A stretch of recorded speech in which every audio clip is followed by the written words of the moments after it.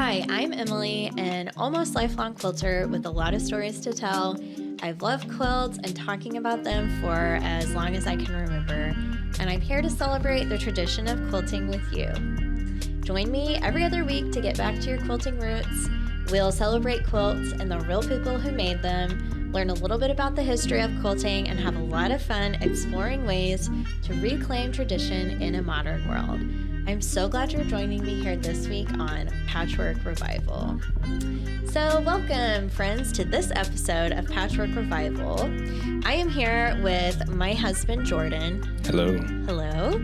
And I'm invited him to be a guest on the podcast because I want to learn and talk about quilting from the perspective of a non-quilter. Like, what is quilting? What does it mean? What are we like? Invited me last night, short notice. Yes, short notice, of course, because that is the life of a quilting spouse, I guess, is that you just have to be ready at a moment's notice to discuss quilting, discuss a project, be ready to offer moral support, etc. We'll learn all about what this feels like by having our conversation. So,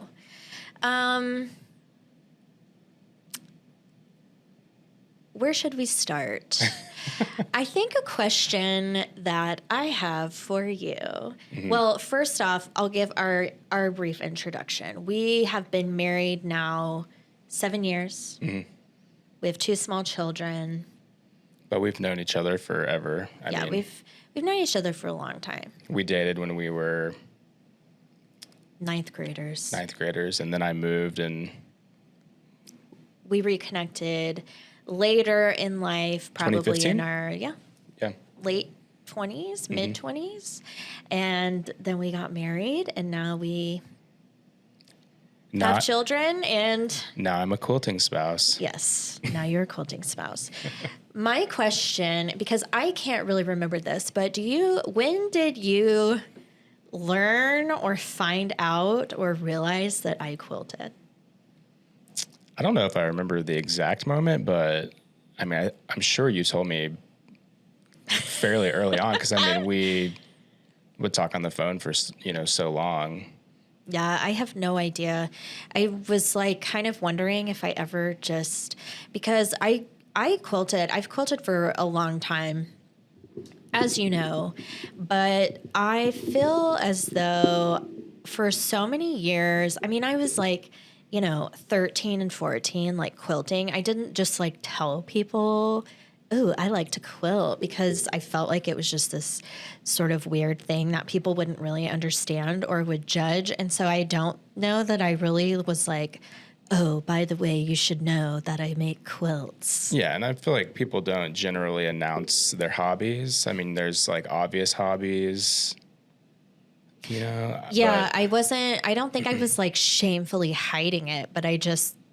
No, and then, I mean, obviously the first time I went to your townhome, I mean, it was obvious. Yeah, I had 2 rooms, and it was just me and my 2 dogs.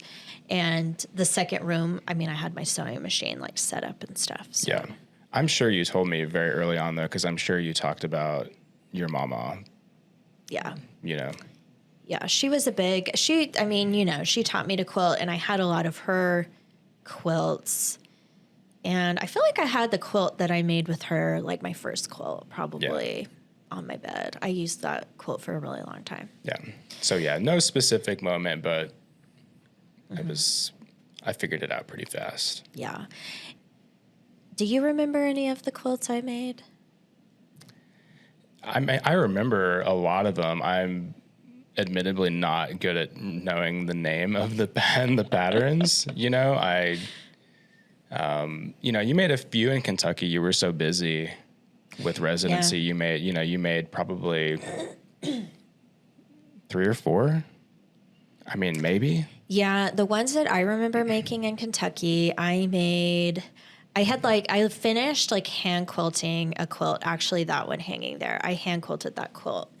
I just like put it together, hand quilted it because I needed a project. And then I had it in my mind that I would make 2 of my best friends, Annie and Amanda. They were my co-residents.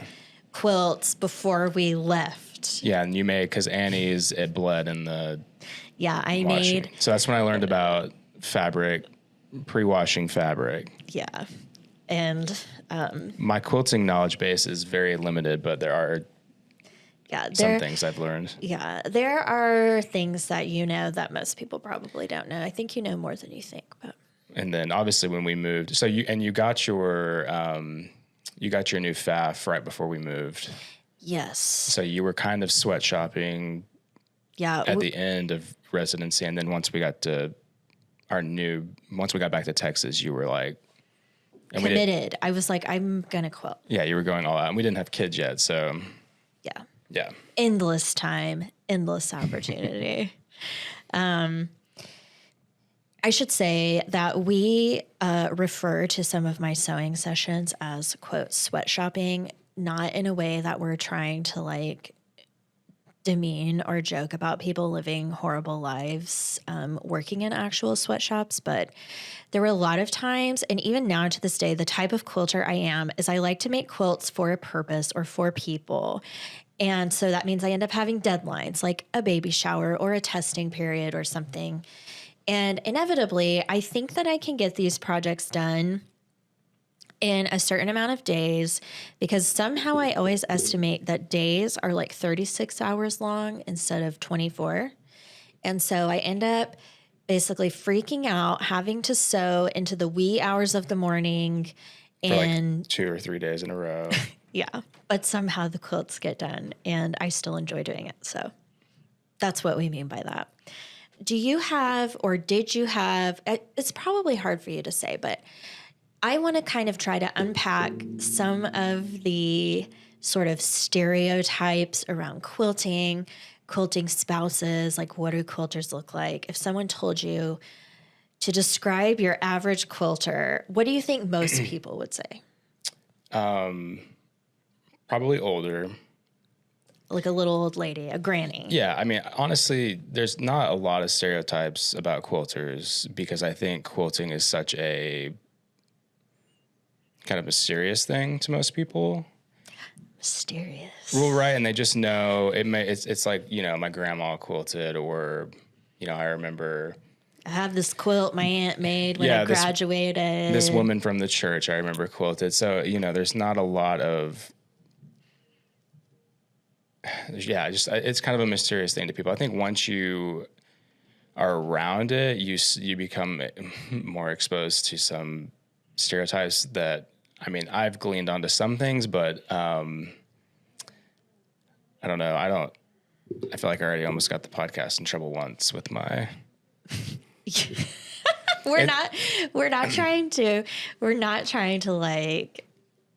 So a little backstory. So Emily and I tried a business called Scout Cloth, and we were making garments tailored for creatives, but really quilters were the kind of like a target demographic. Yeah, the target demographic, and that ultimately didn't work out. But I probably learned a lot more about the quilting community doing that than anything. And then like my adjacency to you and your involvement with, obviously your Dreamland quilting page and now Revival, and your involvement with the 9 Patch, you're very ingrained into social media. And so I think a lot of the things that I would see as stereotypes are stem from those type of communities. Yeah, like more specific to the maybe Instagram quilting community. Right. Yeah, and I think one thing that's kind of funny is during a conversation like this, we would always joke because I would get on Scout Cloth's Instagram and we followed a lot of quilters, obviously, and I would just be like, man, there's always like something going on in the quilting community that has everybody in an uproar. But I mean, I'm sure it's like that in lots of different communities. Circles. Yeah, but like drama, the quilting drama. Like, what's the Instagram quilting drama today? I think that just stems to, probably that a lot of quilters are very passionate people. Passionate people, and I don't want to interrupt you, but I also think that people really underestimate quilting as an art form. Yeah. And so anything that you make, whether it's your interpretation of a pattern, your own original design, whether you want to make some big political statement or just express yourself, Yeah. it's your sort of heart that's being displayed and described through your work. And, you know, welcome to the real world where not everybody agrees or sees the same thing or thinks the same thing. Yeah, I think my first exposure to the really was when Mary Fonz did her video about quilt clothing. Cutting up quilts for clothing. Yeah, shout out Mary Fonz. Yeah. Come on the show, please. Yeah. I love Mary Fonz. I grew up watching Marianne Fonz and Liz Porter on Love of Quilting on PBS, and then I found them again. And you would watch them in Kentucky. Yeah. And we would watch the ridiculous tips. Quilt tips. There were tips that were sent in that sometimes were very like put your pins in a Ziploc to keep them organized. Some sort of obvious tips, but I don't know. Maybe beginner quilters like these sorts of things. But it's hard. It's hard because I mean her video was pretty well thought out and she articulated it very well, but and she comes from a perspective of like this long lineage of quilting, like I mean, Marianne Fonz is quilt royalty. Yeah. And she's the daughter. But I also see, you know, there's a girl on Instagram, Softpaw Vintage, is that her name? Oh, yeah, yeah. She makes really cool stuff. Yeah, I mean, I was exposed to her before that. And I mean, I just thought, you know, whoa, her stuff is really cool.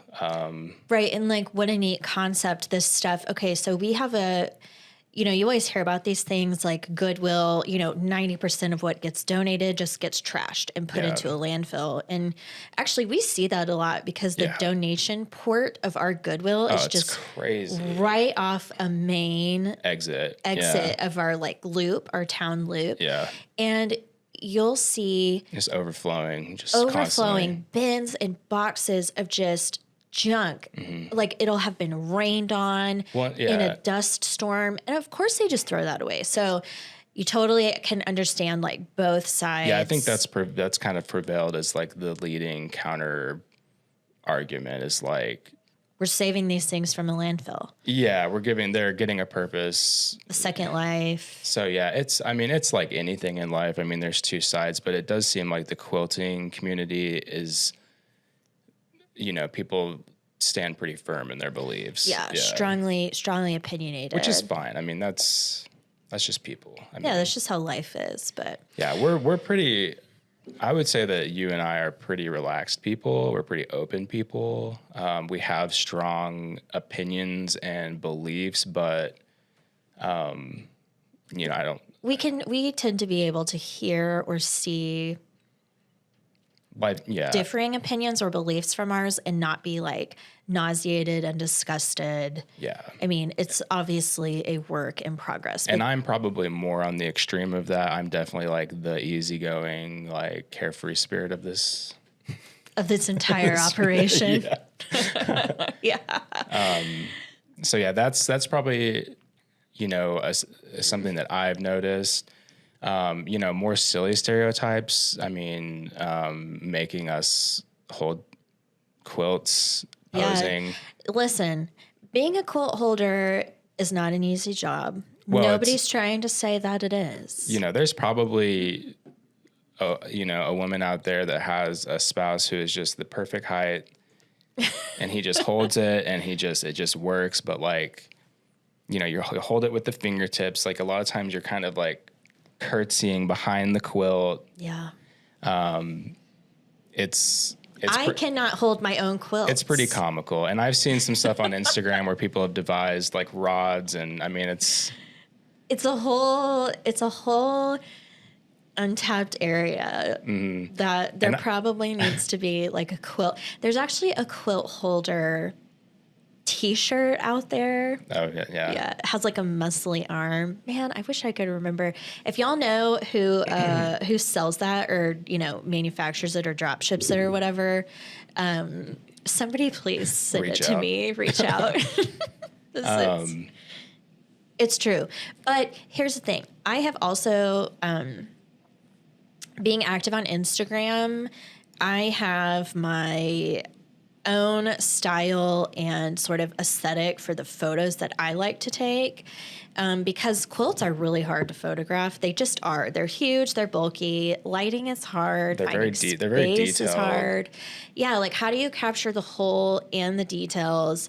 And so I have been doing this for a long time, and I have, quote, the shots that I want.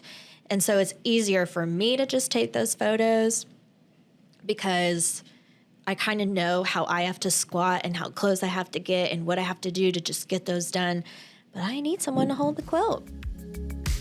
You do a good job. Thank you. Thanks for checking out the Patchwork Revival podcast.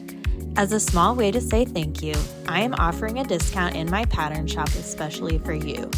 Head over to the link in the show notes to find my shop and enter code REVIVAL for 15% off your purchase. You'll also find a link to Fat Quarter Shop, my go-to online fabric and notions retailer. By using this link, a portion of any purchase you make will help support the making of future episodes.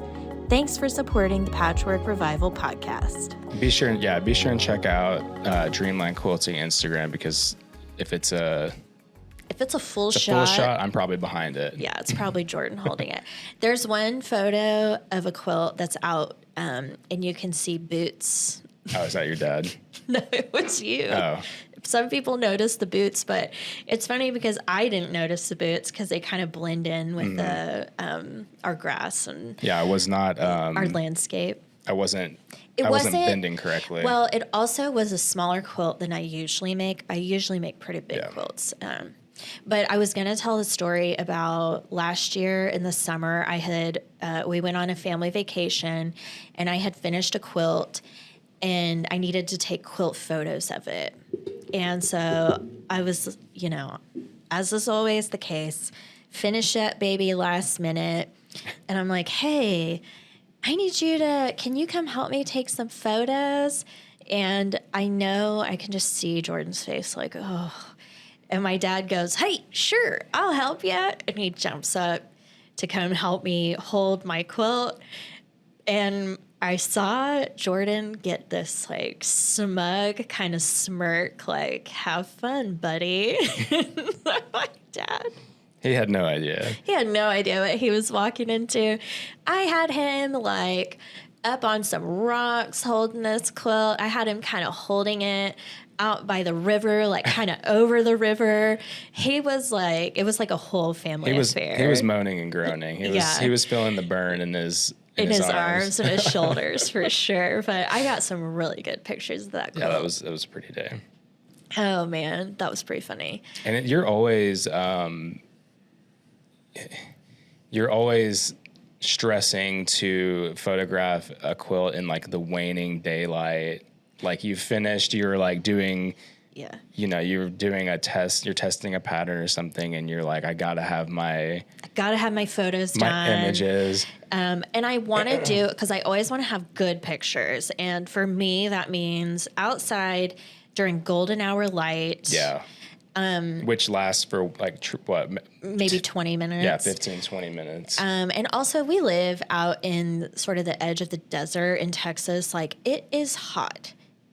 100 degrees and, during most of the year. So that's kind of a time, you got to get out there and get it done, but you can't do it before it really starts cooling off because you'll swoon. So that's a whole thing. I don't know. And it's also, it's hard to say because you are a extremely driven and passionate person. So, when you're not working, you kind of eat, sleep, breathe quilts.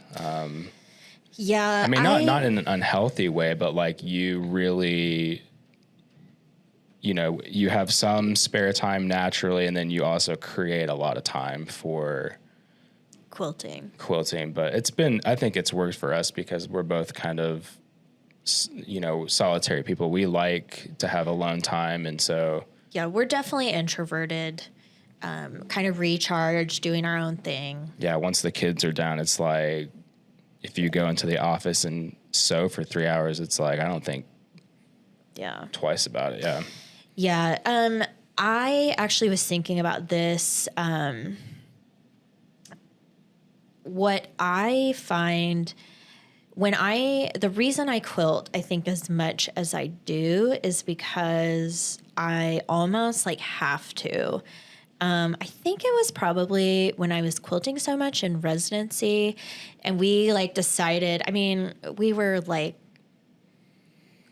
not rich. Like we didn't have like a lot of money. And I went and bought this super expensive like FAF machine because I couldn't use my little entry level FAF. I know it's FAF, but I say FAF because I'm a Texan. So we call her Sassafaf. We call her Sassafaf.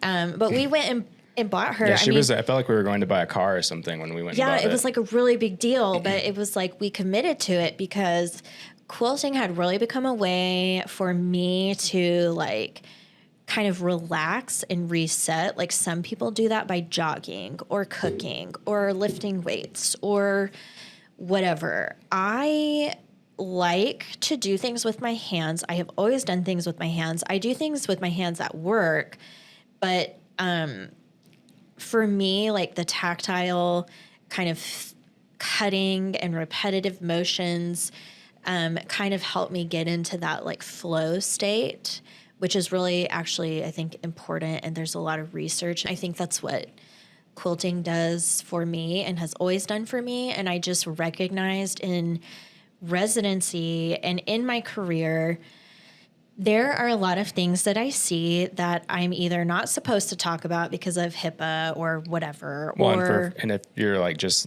is the first time you've ever listened, you're a physician. Yeah, I'm an anesthesiologist. So I work in a pretty high stakes, high stress environment. I see some things that I'm either not allowed to talk about legally or I just socially, who am I going to talk to these things to this? Like, it's gross, it's creepy, it's weird. Yeah, I mean, if I don't know anything about you being a quilter, I certainly don't know anything about you being a doctor. Well, you kind of know some surface level stuff that other people that's a whole other do not conversation. know. And then I found out too, like during my training and all these years, like a lot of what I do is just totally compartmentalize the traumatic or the horrifying or the sad or the scary things that I go through. And I went through a lot of those sort of things just kind of just through the nature of training. That's what residents do. It's a really horrible time. Just bottom line, it's not fun. And you see some really, yeah, it's time for residency reform. Yeah, FYI. yeah. It's an abusive system. It's awful. I wouldn't trade my career. Well, let's not open that can. Yeah, I know, but people got to know. Yeah. And so I felt like it was also hard. It's also hard to talk to other physicians about this because we have hardened a certain part of ourselves that we either joke about it. We're like, oh man, that's horrible. What did you do? We start talking about the technical aspects of it. We don't really process the emotional burden always with each other because we just can't. And it's still a hugely male-dominated profession. I mean, yeah, it is. So but quilting it's a relaxing outlet for you, but it's also a creative outlet at the same time. So you kind of get a two-for. Yeah, being creative is very important. And I feel like those times when I'm using the creative part of my mind, my hands are busy.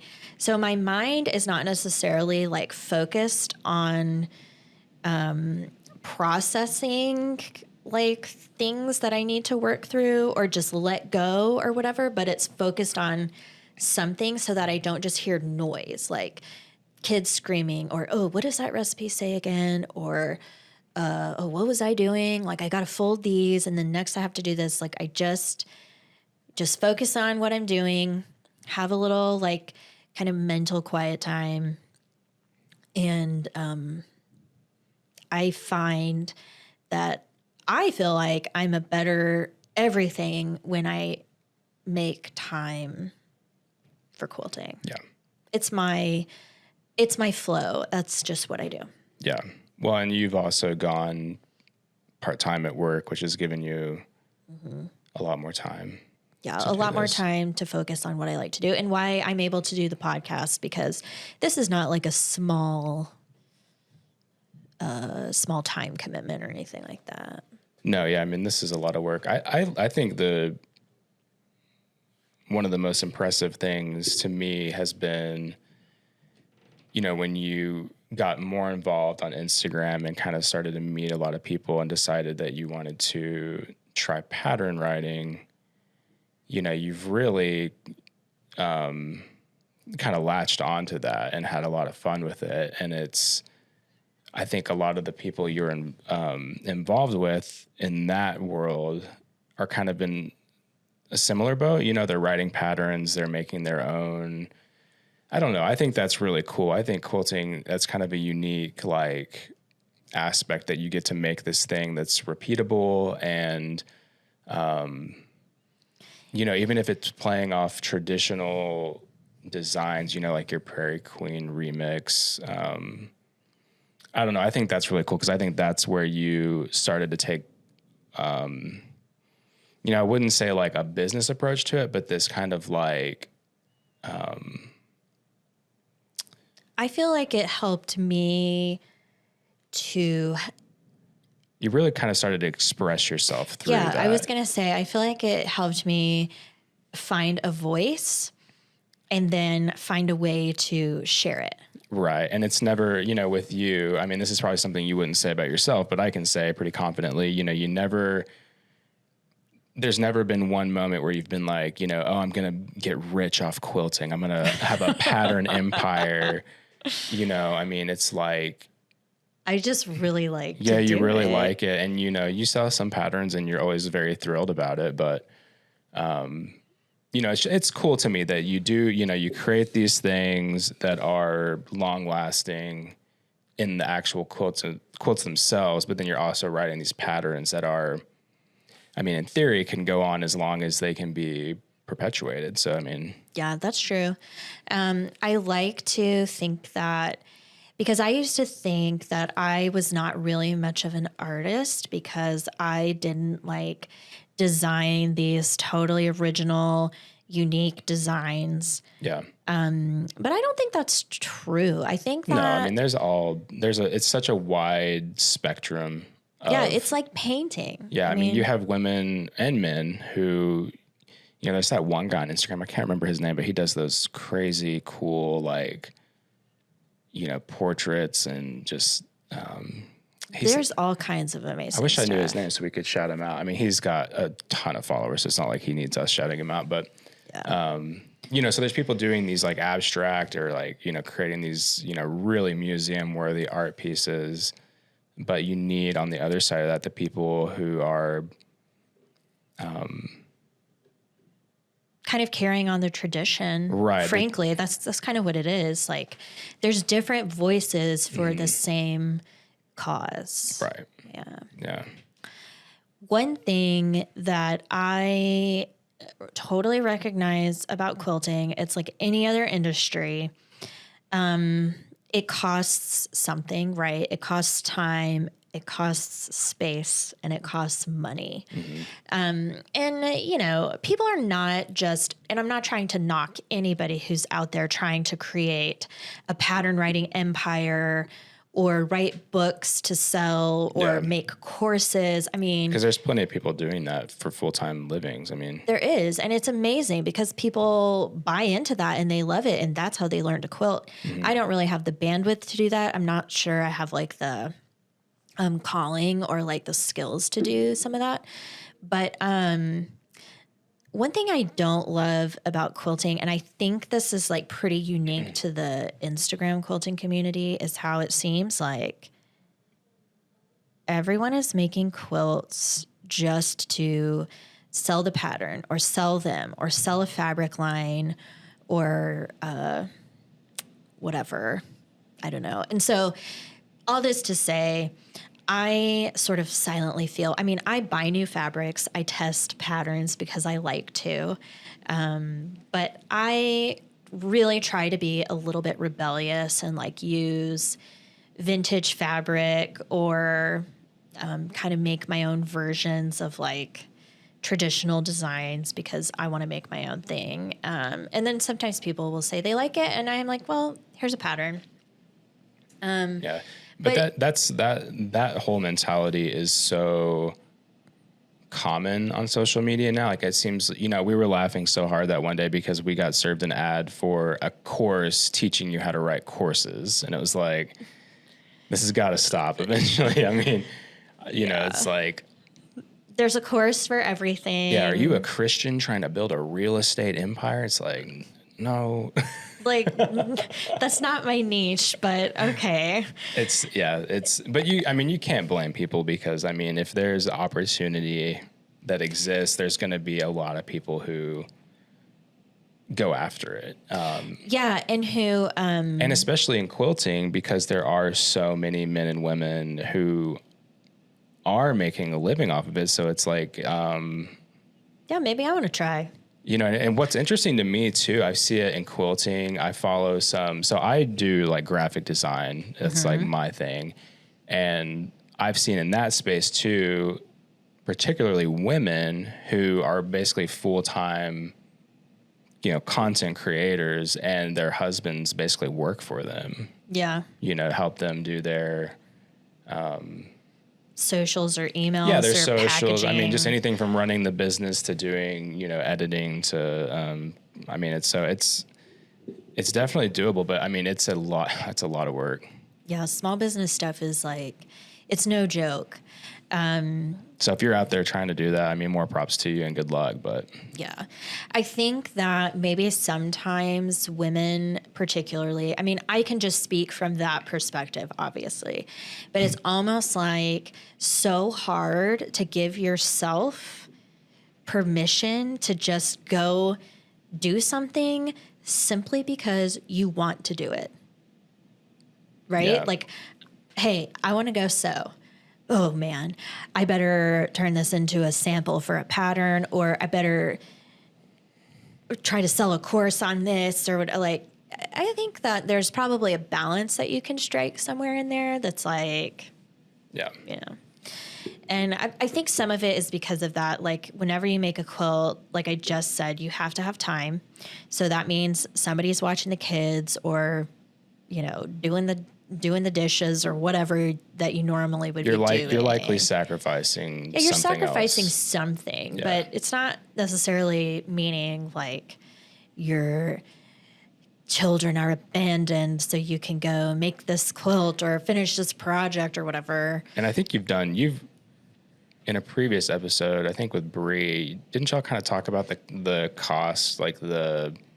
Yeah, it is. It is it's not a little cost cheap. prohibitive. It can be cost prohibitive, especially if you are so caught up in, I need new fabric, I need designer fabric. Yeah. Which is common because it's nice stuff. It's soft. It looks good. Yeah, it's beautiful. It's trendy. It also, it's high quality, but it's very expensive. And which, by the way, Robert Kaufman needs to sponsor you because that's... Yeah, listen. Is it Essex? Where do you think your Essex linen is going, Robert Kaufman? It's coming to... It's coming to our house. It's coming to our bolts. house. I don't buy bolts of it. I wish I did. I kind of want to start. You might as well because it's... I love it. I use it for everything. But, okay. Actually, this kind of brings me to this point. So one stereotype that I'm always seeing online is like women... It's always women. I don't know why. Because men quilt too. I'm not trying to be... They do, but the men... it's... The industry targets women, yeah. Bottom line, because we are the demographic, okay? Well, you're the dominant. It's... And so there's always like some, like a little funny cartoon or a meme or a reel that's like a woman getting this massive shipment of fabric and like trying to hide it from her husband. Like, yeah. I don't know. I've never felt that way. Instagram comedy is wild. It's... Maybe that's what it is. It's such a, they take the idea and you got to do it to the nth degree for the... Yeah. But I feel... You don't hide it. You're like... Yeah, I'm like, yeah, I have these like massive stacks of fabric, but this is the project I'm doing. So yeah, I had to order like 10 yards. There's a lamb and loom pallet on the front porch. It's not a palette, but I do love you, Lindley, at Lamb and Loom.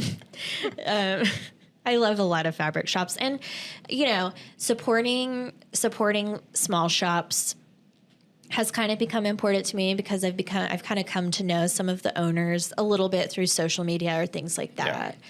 Yeah.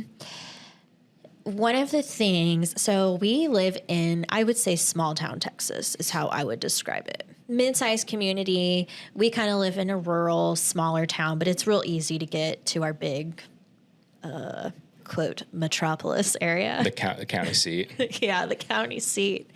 And there's a quilt shop here. It's a big quilt shop. Yeah, it's really big. They sell Bernina machines. It's called Quilting Quarters. They have long arms set up. Ready, like for sale. I mean, ready to. Yeah, Bernina, long arms, mid arms, tabletop. They sell burnettes, and they sell a lot of fabric that I'm sure gets bought because they have a huge space. They have huge inventory. They also do long arming there. Shout out Quilting Corners. Quilting Quarters. Quarters, my bad. Yeah. But they don't. I've been there like twice. So. Yeah. I have developed a style, and I just know what I like when I make my quilts. I use a lot of woven fabrics, and they just don't carry those. So I do a lot of my shopping online. Yeah, I mean, that's got to be most people. Sometimes I go and I try to buy fabric there, and I just can't find what I like. And so sometimes I sort of wish I had like my own kind of like shop that catered to that kind of person. But being that we live in a small town, I'm probably one of two people who would come buy my fabric. So I doubt that. I think it's hard for one person. I mean, running any business is super hard. Running any retail business, way hard. Yeah, I've worked a lot of retail jobs, and it's very hard. Yeah. So I think that there's a lot of opportunity in quilting for more like kind of co-op opportunities. What do you mean by that? Like people getting involved. Like if I think about it in quilting terms, I would see people like a collective of women putting in money to buy fabrics in larger quantities for their personal use and for their, close associates to purchase. I mean, I think, you look at something like a Lamb and Loom, I imagine she has a lot of repeat business to the same people because she's kind of built that kind of aesthetic community, but she took all the risk, right? She's got all the inventory. She's doing all the work to ship it out, to cut it. Yeah. And there's tons of little shops like that. I think if you're talking about more of a brick and mortar, a collective space where you're kind of, we wax poetic about this kind of stuff all the time because we really like it, but it's more of a shared community. Maybe you have a space where people are working. You have a place where you're storing fabric and, selling that fabric, and a place where you can come get coffee because coffee rules. You need coffee. But I don't know. I know we're running a little short on time, but I think that what will be interesting is, because I kind of see this collectively on social media, I think you're seeing a lot more people our age and younger, like kind of looking for in-person connection. Mm-hmm. And I think that quilting is uniquely kind of positioned to really benefit from that, because it's really cool to see pictures of quilts online, but it's way cooler to feel the fabric, see them in person, talk to other quilters, because you've really loved going to the local. Yeah, we have an in-person quilt club. It's not a guild, it's a club. Hanging by a thread. And you've really enjoyed that, even though, admittedly most of the members are much older. Yeah, they're still awesome. then you really enjoy that yeah. One thing community. Yeah, one thing that I have to say about quilting and the quilting community is that I'm really, really passionate about the idea that it does not matter how old you are. It does not. So stop with the ageism.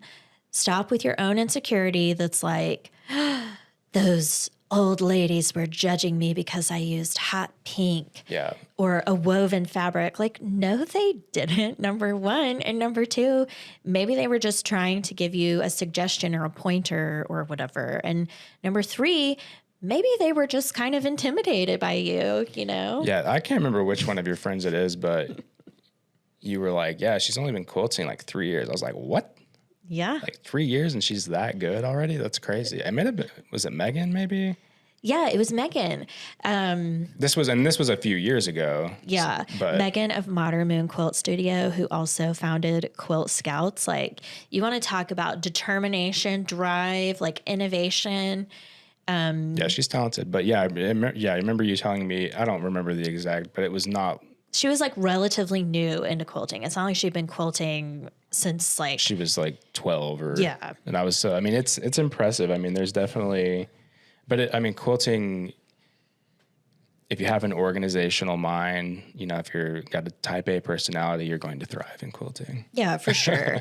But what I like about quilting is that it's kind of since its kind of beginning, it's always been a community and like a connective sort of thread, no pun intended, but it has always been that way because you know how hard it is to quilt? Like back in let's just picture like prairie days when people were making quilts as like a utilitarian item for their home. They wanted to make it beautiful, but like they were probably poor or they were on the trail. They didn't have that much except their little scrap bag. So they would make and they would trade scraps and they would make their designs. They would trade patterns and templates and stuff. But imagine, like, it's really hard to quilt a quilt by yourself, but imagine a bed-sized quilt. So that's where the whole quilting bee came to be, like where women would bring a quilt and put it up and they would all quilt it together. Yeah, which is super cool. Yeah, it's amazing because think of the stories that are told around that quilt, about that quilt. There's like so many secrets probably stitched into it. Yeah. And I mean, those people went through some hard stuff for sure. So that's a little bit off topic, but I think I thought of that because of your. It